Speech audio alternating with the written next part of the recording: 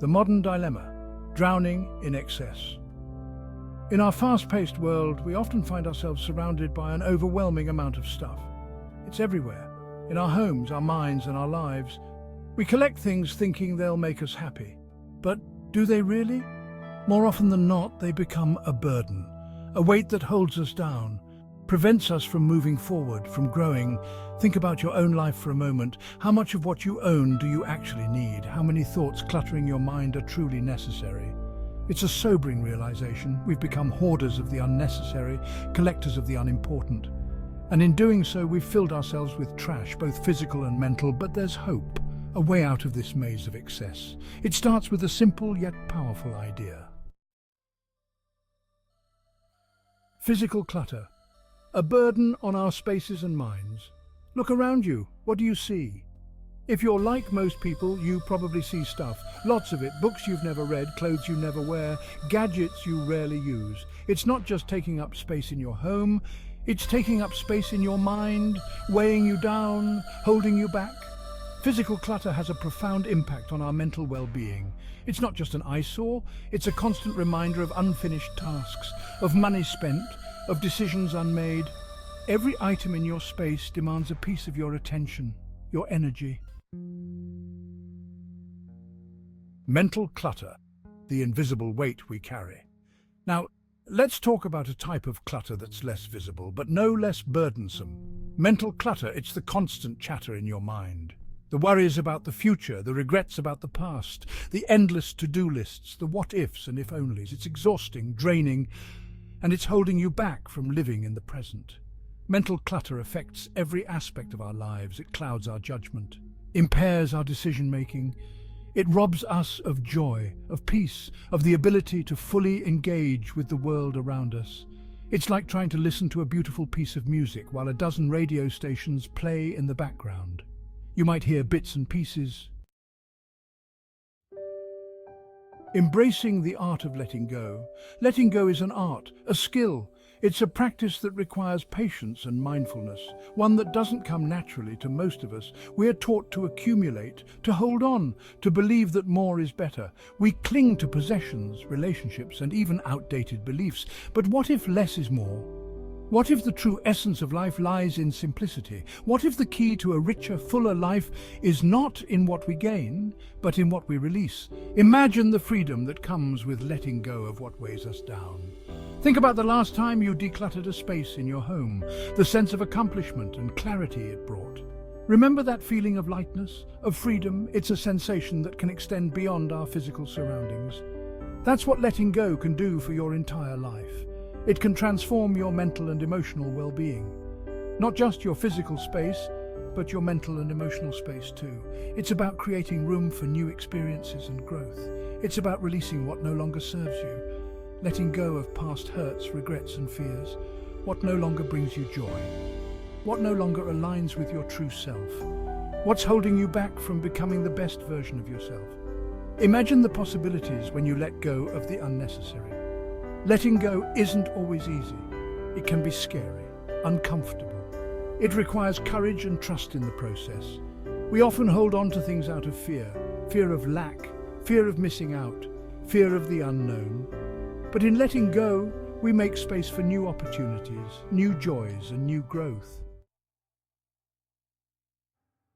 Section 5, Trusting the Universe, a Path to Freedom. Now, let's talk about a concept that might seem a bit abstract. Trusting the universe. What does that even mean? It's not about blind faith or passive acceptance. It's about recognizing that you're part of something bigger, something vast and interconnected, that there's a flow to life, a rhythm that guides us, and that sometimes the best thing you can do is to stop fighting that flow, to surrender to it, to let go of resistance. Trusting the universe doesn't mean giving up control. It's about balance. It means recognizing what you can control and what you can't. Understanding your limits. It's about doing your part, taking action, making decisions, being proactive in your journey. but then letting go of the outcome, releasing the need to control every detail, trusting that whatever happens is for your highest good, believing in the process, even if you can't see it at the moment. This trust opens doors, it creates opportunities, it allows you to take risks, to embrace the unknown, to step out of your comfort zone, to explore new paths and possibilities. Trusting the universe is about transformation. It's about growth and evolution. It's about finding peace in the journey, embracing the present moment and knowing that you are always supported, always guided. Section 6. Decluttering your physical space, practical steps. Let's get practical. How do you actually go about decluttering your physical space? It starts with a decision, a commitment to yourself to create a space that supports you, that nurtures you, that allows you to thrive. Remember, this isn't about perfection, it's about progress. Every small step counts. Start small, choose one area, one drawer, one shelf. Don't try to tackle your entire house in one go, that's overwhelming. Pick up each item, ask yourself, do I need this? Do I love this? Does it add value to my life? If the answer is no, let it go, donate it, sell it. Section 7. Clearing your mental landscape, mindful approaches. Now let's turn our attention inward. Take a moment to breathe deeply and center yourself. How do we declutter our minds?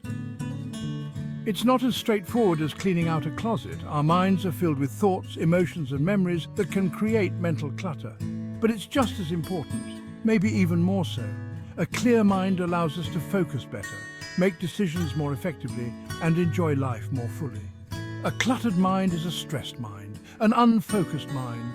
It can feel like storm clouds constantly hovering over us, blocking out the sunlight. A mind that can't fully appreciate the present moment. Start with awareness. Notice your thoughts. Don't judge them, just observe. Let them drift away like leaves in a stream, like clouds passing in the sky. They come and go, constantly changing shape and form. This simple act of observation can create some distance, some perspective. From a higher vantage point, you can see the bigger picture. It helps you realize that you are not your thoughts. You are the observer, the one who watches. You have thoughts, but they don't define you. They're like floating lanterns on a calm lake, beautiful but transient. This is the first step in letting go of mental clutter. Practice mindfulness, create a space where you can be present and aware. This doesn't mean you have to sit in lotus position for hours. Mindfulness can be integrated into your daily life. It can be as simple as focusing on your breath for a few minutes each day. Feel the air entering and leaving your body, or really paying attention to the taste of your food. Savor each bite, notice the flavors and textures. This simple practice can bring a sense of peace and clarity to your mind. Section 8. The power of making space for new opportunities. When you declutter, both physically and mentally, you create space. And that space is powerful. It's full of potential, of possibility. It's like clearing a field. Now you have room to plant, to grow, to create something new. Something that truly aligns with who you are and who you want to be. This space allows for new opportunities to enter your life. When your hands are full, you can't receive anything new. The same is true for your life. When it's cluttered with the old, the unnecessary, there's no room for the new, the exciting, the life-changing. By letting go, you're sending a signal to the universe. You're ready, open, receptive. Section 9. Living with less. A journey to fulfillment. Living with less isn't about deprivation. It's about intention, about choosing quality over quantity. Experiences over things. It's about recognizing that true fulfillment doesn't come from what you own, but from who you are, how you live, the impact you make. When you let go of the unnecessary, you make room for what truly matters, for relationships, for passions, for personal growth. You free up not just physical space, but time, energy, resources. These can now be directed towards what brings you joy, what gives your life meaning and purpose. Living with less also means less stress, less worry. Section 10. A new beginning, letting the universe guide you. As we conclude this journey, remember this. Letting go is just the beginning. It's the first step towards a new way of living, a new way of being. It's about creating space. And then, trusting the universe to fill that space with what you truly need, what will help you grow, evolve, become who you're meant to be. This doesn't mean sitting back and waiting for things to happen. It means taking action, but from a place of trust, of openness, of alignment with your true self. It means setting intentions, but being flexible about how those intentions manifest. It means doing your part and then letting go, trusting that the universe will do its part. Letting the universe guide you is about being open to signs, to synchronicities.